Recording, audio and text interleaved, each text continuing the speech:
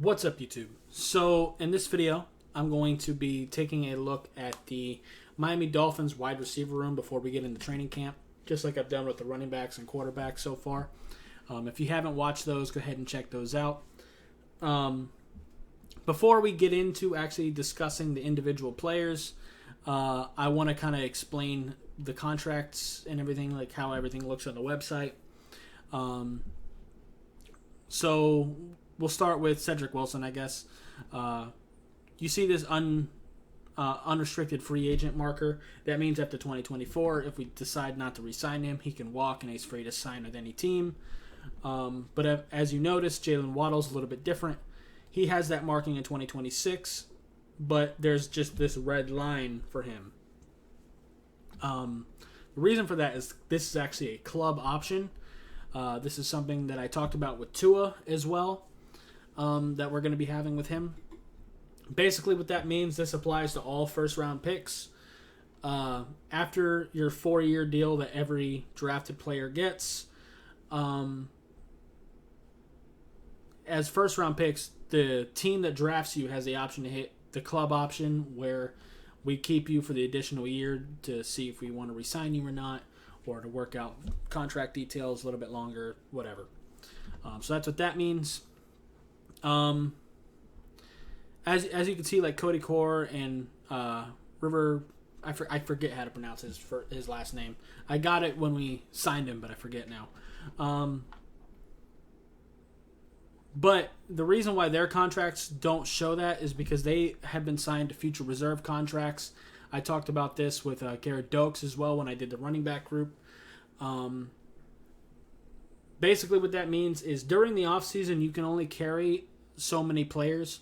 And once you hit that cap, they can sign you to a future reserve contract where they hang on to you until training camp. And then after training camp is over, we have to make a decision on to re-sign you or release you. So that's what that is.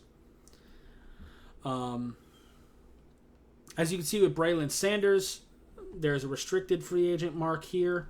The difference, I'll explain the difference between unrestricted and restricted free agents. Like I said, unrestricted free agents, after your contract is up, you're just free to walk. You can sign with any team that wants you. Restricted free agents, though, is different. I'm going to give like an example. Let's say Braylon Sanders, after 2024, we decide to let him test free agency. We decide not to re-sign him, which is probably pretty likely. I don't even know if he makes it to that point, but whatever. Let's say the Giants decide that they want to sign him to a 1-year deal worth $1 million, just to make it easy. And that's the highest deal he's got.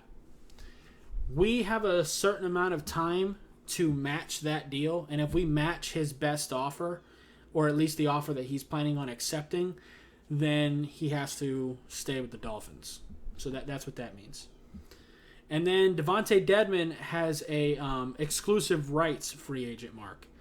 And what that is, after 2023, if we haven't signed him to a long-term deal, we can press a button and we get him for an additional year at league minimum at that position, which is great. We just did that with Ahmed, our running back. That's why we have him this year. And Will Fuller and Allen Hurns, as you can see, they're unrestricted free agents right now, but they're still on our books, and that's because they are free agents. They're not on the team, but we do still owe them some money, so they're on our dead cap space, so technically they are still showing up on our salary cap. So that's the contract stuff handled. So now we can get into the individual players, my thoughts on them, whether I think they're going to make the roster or not, and whether I want them to make the roster or not. So let's get into it. So obviously we have Tyreek Hill signed to a lot of money. This year is his last deal, is his last year from the Kansas City Chiefs deal. And then after that is where his real money starts. 2026, $50 million is crazy. But whatever. But yeah, obviously he's going to be on the team. Jaylen Waddle we have at least until 2025, where we can hit the club option. Obviously he's here. Cedric Wilson isn't going anywhere. Solid slot receiver. We have him for 3 years locked up. So these three are untouchable. We know they're going to make the team. I'm happy to have them. Preston, we signed to a 1-year deal. I don't know if he's going to make the team or not. Same thing with Trent Sherfield.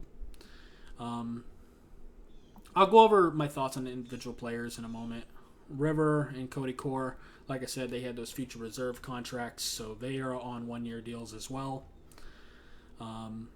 Eric, we just drafted. So as you can see, he has the normal 4-year deal that a drafted player gets.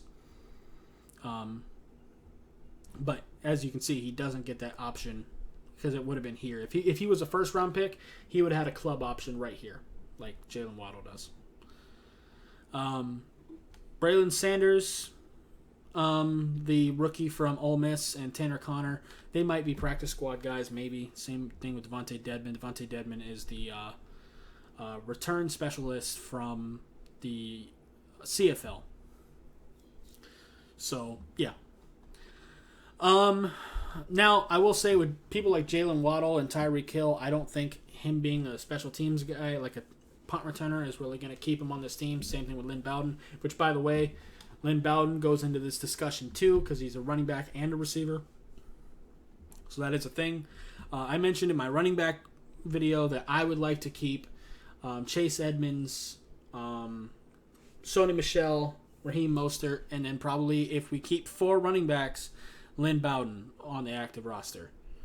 If we keep 5, then I would like to keep Myles Gaskin as well. But I think having Lynn Bowden on the roster, being able to play some running back, receiver, special teams, being able to do a lot of different things, and I think with Mike McDaniel, I think he can really use him.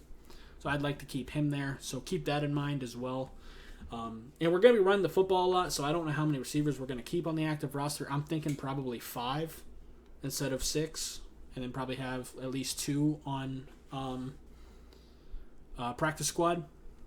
So the 3 that are actually the 4 that I think are guaranteed: Tyreek Hill, Jaylen Waddle, and Cedric Wilson. No matter what, they are on this team, and barring injury, of course.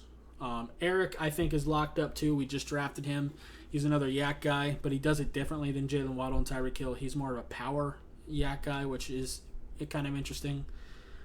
We also have Lynn Bowden, who can do those types of things as well. Cedric Wilson is our slot guy. So I think those 4 are probably locked up. And again, this really comes down to like how many receivers we're going to keep. I think Trent Sherfield on a 1-year deal he's probably pretty likely to make the team. He's not making a lot of money. He's coming from the 49ers, so is River. They both followed Mike McDaniel from the 49ers over to the Dolphins. But Trent Sherfield is the more talented player. River really hasn't played a whole lot. So I think they have a really good chance of making this roster. River might be able to survive on the practice squad, actually, so that's probably where he'll end up. Preston Williams is kind of tough. I think Trent and Preston are probably going to have to fight. If we keep 6 receivers, I'd like it to be Tyreek, Jaylen Waddle, Cedric Wilson, Eric, Trent Sherfield, and Preston Williams. The reason why I like Preston is because he is a big-bodied, contested catch guy. He's 6'5", 220 pounds. He's very different from the other receivers in this room. Eric's a big guy, but he's more of a yak player. But Tyreek Hill, Jaylen Waddle, they're both pretty small. Cedric Wilson, I think, is about 6'3", 6'2", but he's not like super physical. I think Preston being here makes sense. Now, River, he's like 6'3", 220 as well, but he doesn't have much experience as a receiver. He's more of a special teams guy. So I think he'll probably be more of a practice squad player just because I know Mike McDaniel likes him. But it really comes down to how many receivers we're going to keep, because if we put Preston Williams on the practice squad, I do think someone's probably going to pick him up, so I don't think he'll survive on the practice squad long. So if we're not going to keep him on the active roster, we might as well just release him at that point. But like I said, it all comes down to how many receivers we're going to keep on the active roster, because we know Hill, Waddle, Wilson, and probably Eric are probably safe.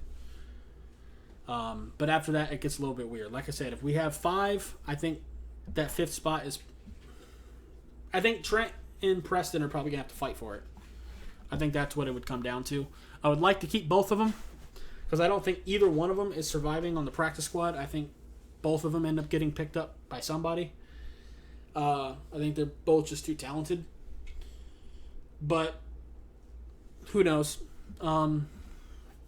Then I'd like to put like River and probably Braylon Sanders at least on the practice squad, maybe even Tanner Connor, because I'd like to at least have 2 receivers on the practice squad.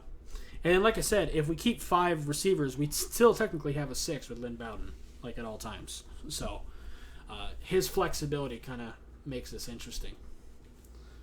But that's my thoughts. Like I said, I would go Tyreek Hill, Waddle, Wilson, Eric, and then whoever wins a battle between Preston and Trent, and then have Lynn Bowden as that flex receiver running back. That's what I would do.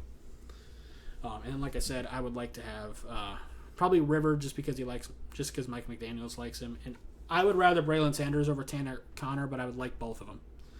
And Devontae Dedmon, I think I would just cut. We just don't need special teams like that. So, yeah. Anyway, that's going to be it for this video. If you liked it, I appreciate you hitting that like button. Have any questions or comments in the comments down below. Subscribe if you haven't already, and I'll see you next time. Bye, guys.